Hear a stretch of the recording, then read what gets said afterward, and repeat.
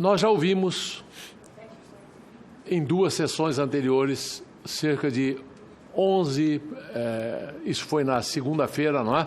Tivemos uma sessão com 6, outra com mais 6, com 12. Estamos ouvindo hoje 3 sessões de 4 mais 12, 24.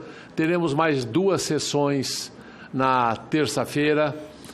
Vamos chegar a ouvir alguma coisa como 34 representantes da sociedade civil organizada, representantes de categorias, representantes de diversos setores da sociedade. Minha gente, o que eu quero dizer é o seguinte: todos nós queremos um Brasil melhor. Não há brasileiro que não queira o Brasil melhor. O nosso problema é que nós temos grande dificuldade em construir um Brasil melhor. E digo isso historicamente. Historicamente, desde a época da mudança da corte para cá, porque diz que antes da vinda da corte não existia país, que o Brasil, na verdade, não tem 500 anos, só tem 200. Mas estamos aprendendo com erros os mais diversos. Vamos numa direção, erramos, de repente voltamos, vamos em outra, erramos de novo. Mas desde que falaram aqui em jovens da época de 80, falaram em jovens da época de 70, eu quero dizer que eu sou um jovem da época dos 40, e desde da época que eu me entendo por gente, com todos os atrapalhos, eu sou um otimista. Acho que o Brasil tem melhorado muito. Tem melhorado muito. O número de crianças nossas que vão para a escola hoje, o PIB nacional, a infraestrutura. Passamos por crises, mas passamos por momentos virtuosos também. Economia é um assunto muito sério e muito complexo.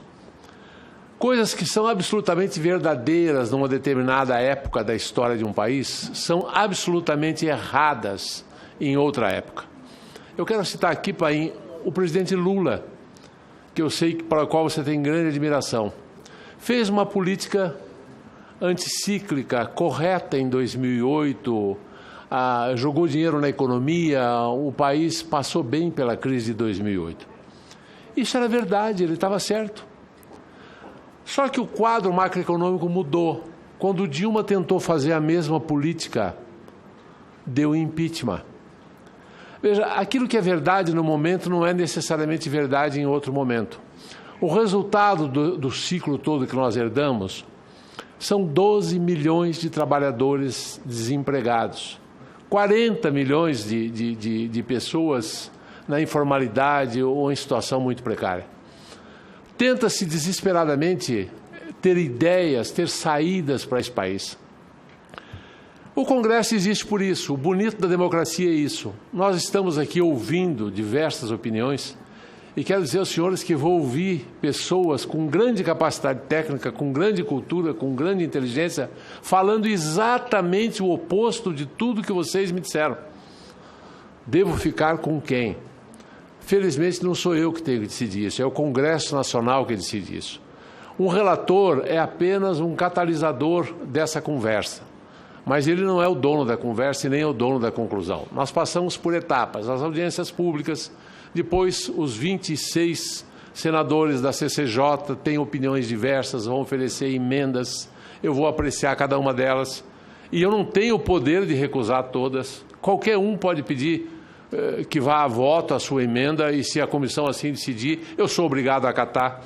A mesma coisa vai acontecer depois no plenário do Senado, e depois do Senado vai para a Câmara com o debate de mais 513 deputados, e depois disso vai para a sanção do senhor Presidente da República, e depois disso tem ainda o Supremo que pode declarar inconstitucional uma porção de coisa. Tudo que nós fizermos poderá passar pelo Supremo, absolutamente tudo. Qualquer um pode recorrer ao Supremo. Qualquer um é força de expressão, é claro, mas aqueles que têm o poder de poder chegar até lá podem recorrer, e é fácil de chegar até lá das decisões desse Congresso e do próprio Executivo. O que eu quero dizer aos senhores, em resumo, é o seguinte: eu sou um cidadão que estou aqui quase que não, por absolutamente amor à pátria. Eu não tenho nenhum outro motivo para estar aqui. O senhor me perguntou da minha carreira política, ela é nenhuma, ela é zero. Eu sempre fui um empresário, eu sempre paguei impostos, eu deixei minhas empresas com 10 mil empregados, saí completamente delas, passei aos outros acionistas que tinham. Tenho a minha vida resolvida, tenho uma aposentadoria que eu construí ao longo da vida com alguns imóveis que eu alugo. E poderia ir para casa não fazer nada e pescar. Mas eu vim para cá, quero que vocês saibam, por amor ao país. Para tentar, de alguma forma, contribuir com esse país. Quando vocês falam em Ministério Público e combate à corrupção, eu sempre fui e serei um defensor do Ministério Público, das ações do ministro Sérgio Moro. Por mais que hajam discussões ideológicas, eu acho que seja qual for a ideologia, de esquerda, de direita, não é isso que importa. Mas quando não há honestidade, quando não há transparência, quando se tem o roubo governando o país, é claro que isso não pode dar certo. Não interessa se somos de esquerda, se somos de direita, não interessa se temos as melhores intenções do mundo. Com a forma errada, com desonestidade, não é possível construir nada. Não se vai fazer nada. Então eu quero dizer o seguinte, primeira grande incompreensão que há sobre essa PEC. Se lerem o artigo 169 da Constituição, coisa que a maioria dos senadores e dos deputados dessa casa não leem, imagina a maioria do povo, mas se lerem o 169, está escrito lá uma gradação de medidas que se pode tomar na questão da crise fiscal. E se vocês olharem bem, ali só fala em demissão. Demissão de 20%, demissão de 50%, demissão de estáveis, demissão, demissão, demissão. Isso está lá colocado na Constituição. Não é nenhuma PEC que está fazendo isso, isso está lá na Constituição, já está lá. O que nós estamos fazendo com essa história dos 20% e não 25%, como foi citado aqui muitas vezes, 20%, da possibilidade de redução de 20%? É criar mais um degrau antes da demissão. Se a crise fiscal obrigar a demissão, antes que se faça a demissão, a PEC propõe que se adotem pontualmente, a critério do gestor, seja do presidente, seja do governador, seja do prefeito, ouvindo assembleias, em alguns casos, de forma mais democrática e transparente possível, usando o bom senso e a inteligência, que se evite usar o pesado remédio da Constituição, que é a demissão. Ele é só um degrau a mais dentro do 169. Não altera em nada o 169. Coloca mais uma barreira antes da demissão. Minha gente, falou-se aqui coisas que dá a impressão que nós somos governados não sei por quem, seres de outro planeta. Quem, com 2 neurônios, faria corte de 20%, ou 25%, ou 30%, ou 5%, ou 1% da carga horária das escolas? Quem com 1 neurônio faria o corte de 5%, 10% do tempo de trabalho de um policial, dizendo aos bandidos, de tal a tal hora vocês podem assaltar? Isso contraria o bom senso. Eu resolvi escrever isso na PEC. Achei que era inútil, que não precisava escrever.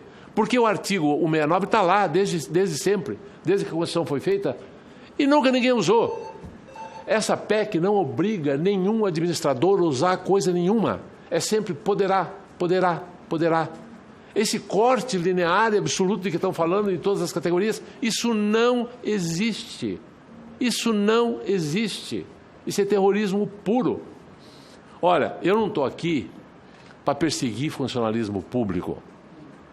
Eu acho que tenho inteligência suficiente e cabelo branco o suficiente para entender que não há nenhum país no mundo sem funcionário público bem remunerado, estável em muitos casos, principalmente em certas carreiras de estabilidade é fundamental. É claro que eu não estou aqui para fazer maldades, eu acho que nem o governo está aqui para fazer maldades. O que se busca, minha gente, é solução para problemas que já existem. Os discursos que eu ouço, na maioria das vezes, dá a impressão que estamos criando todos os problemas com essa PEC. Não, essa PEC não é para criar problemas. Essa PEC é para dar alternativas às soluções de problemas que poderão ser usadas ou não, dependendo do discernimento do administrador, do presidente que o povo elege, do governador que o povo elege, dos deputados e senadores que o povo elege. Não está-se aqui ameaçando ninguém com coisa alguma. Ver ameaça nessa PEC é como ver ameaça em alguém que quer fornecer a um cirurgião instrumentos para que ele faça uma cirurgia. A PEC só fornece instrumentos. A PEC não obriga.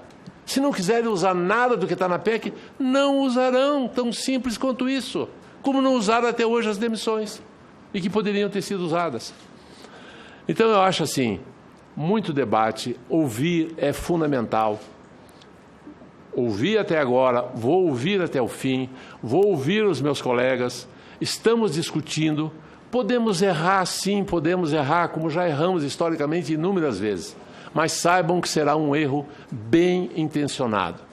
Não com o objetivo de prejudicar quem quer que seja, não com o objetivo de impedir o trabalho do Ministério Público, quem eu tanto prezo, não com o objetivo de prejudicar universidades ou de prejudicar a cultura ou de fazer o mal. Ninguém está aqui com a ideia de fazer o mal. Eu, pelo menos, não estou. Eu estou aqui com a ideia de fazer o bem. Estou aqui com a ideia de encontrar soluções para esse país. E é por isso que estamos conversando, é por isso que estamos discutindo. Eu agradeço muito a contribuição de cada um dos senhores. Acho que, como todas as outras, vamos levar em consideração, vamos continuar ouvindo, vamos tentar conciliar isso e saibam que o resultado final deve ser acreditado ao Congresso Nacional, à maioria dos senadores, à maioria dos deputados, aos técnicos todos que colaboram com isso. Eu sou apenas um grão de areia nessa tempestade toda que está aí. Muito obrigado a todos.